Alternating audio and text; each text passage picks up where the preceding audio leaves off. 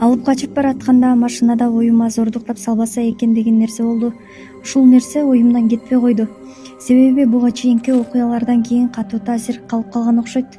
23 жаштагы Назик ушул жылдын февраль айында ала качууга кабылган. Карманыбыздын өтүнүчү менен анын коопсуздугун эске алып, атын өзгөрттүк. Назиктин номерин 28 жаштагы жаранга анын жеңеси берген. Карманыбыз ал жаран менен телефондон сүйлөшүп, бир гана жолу жолукканын айтат. Ал баланын жүрүм турумун өзүн алып жүргөнүн жактырган эмес. Андан соң ага жазбай, чалбай эле коюусун суранган. Бирок ага карабастан бир канча жолу ар кандай номер менен чалып жазганын айтты. Алып качканга аракет кылган күнү досунун телефонунда бир канча жолу чалып, эшикке чыгуумду суранды. Мен ага чыга албайм деп айттым, бирок ага карабастан кайра чала берди. Кечинде досунун машинасы менен келди. Машинаны биздин үйдөн 2 үй ары токтотуп койгон экен. Биринчи өзү түштү. Мага келип учурашып, машинада отуруп сүйлөшпөйлүбү деди. Мен макул болбой, сөзүңүз болсо ушул жерде айта бериңиз, угуп жатам деп айттым. Андан кийин эле досу келип үшүп калаарын айтып, унаада да сүйлөшүүсүн айткан. Карманыбыз ага да макул болбой койгон. Назик алардан спирттик ичимдиктин жыты келип жатканын байкап калып, үй тарапты көздөй жыла баштаган. Мен байкап калып коркуп кеттим. Мен жылып жатканда кийин досу машинаны артка жылдырып жатканын байкап калдым. Экөө келип кармап, каршылык көрсөткөнүмө карабастан машинага салганга аракет кылды. Аларды катуу түрткөнүмдө мен арыкка кулап түштүм. Ошол учурда эжеме чалып, ала качканга аракет кылып жатканын айтып калууга жетиштим. Назик айланасын карап, бир канча үй алыста 2 адам тамеки чегип жатканын көрүп, жардам сурап кыйкырганына карабастан, алардан эч кандай аракет болгон эмес. Мен канчалык кыйкырбайын, алар мага жардамга келген жок. Каршылыгыма карабастан машинага оозумду жаап салышты. Досу машинаны айдап кетти. Менин бир бутум машина менен сүйрөлүп кете берди. Бутум сүйрөлүп бир топко чейин барды. Жолдо баратып, эжекеме чалып, кайда баратканыбызды айттым. Ал жездем менен келип алдыбыздан тосуп чыкты. Анда да бири колуман, бири бутумдан кармап каршылык көрсөтүп жатты. Милицияга арыз жазабыз дегенибизге карабастан.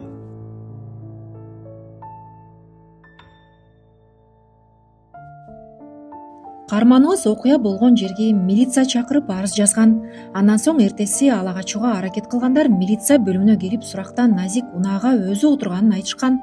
Бул Карманыбызга катуу таасир тийгизгенин айтты. Ал көзүнө жаш алып, учурда ала качуу менен үй бүлө куруу мүмкүн эместигин баса белгиледи.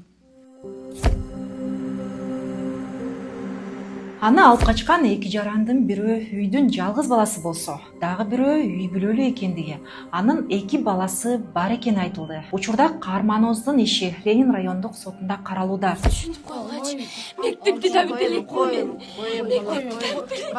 Ала качуу же зордук зомбулук фактысы катталган учурда Акыйкатчы институтунун 115 ишеним номерине чалып, укуктук жардам алууга болот. Акыйкатчы институтунун балдардын, аялдардын жана үй бүлөнүн укуктарынын сакталышына көзөмөл жүргүзүү бөлүмүнүн башчысы Умида Абылгазиева зордук зомбулукка ала качууга туш болгон жарандарга убактылуу баш калкалоочу жай жана акысыз жактоочу табууга жардам берерин айтты. Жабырлануучудан жана анын туугандарын же күйөөлөрү болобу өз эки жазуу жүзүндө арыз кабыл алабыз.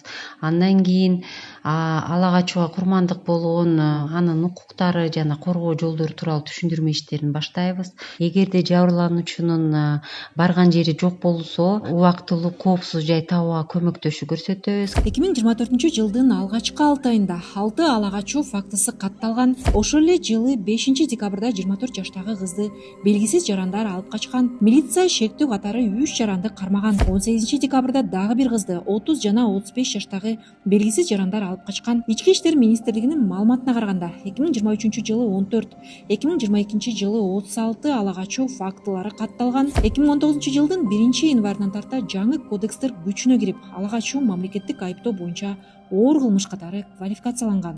Буга чейин коомчулукта резонанс жараткан ала качуу окуялары бир нече жолу катталып, арты өлүм менен аяктаган учурлар дагы бар. 2018-жылы май айында 18 жаштагы Бурлай Турдалы кызы Жайыл райондук милиция бөлүмүндө өлтүрүлгөн. Анын өлүмүнө шектүү катары кармалган Марс Бөдөшев 20 жылга, анын досу Акмат Сейитов 7 жылга эркинен ажыратылган. 2021-жылдын 5-апрелинде Бишкекте 27 жаштагы Айзада Канатбекованы 3 адам күчтөп унаага салып кеткен. 2 күндөн кийин кыздын жана аны урдаган Замирбек Деңизбаевдин сөөгү талаада табылган. Ал өз жанын кыйгандыктан кыздын өлүмүнө байланыштуу иш кийин токтотулган. Ал эми аны урдоого катышкан 5 киши 6,5-7 жылга кесилген.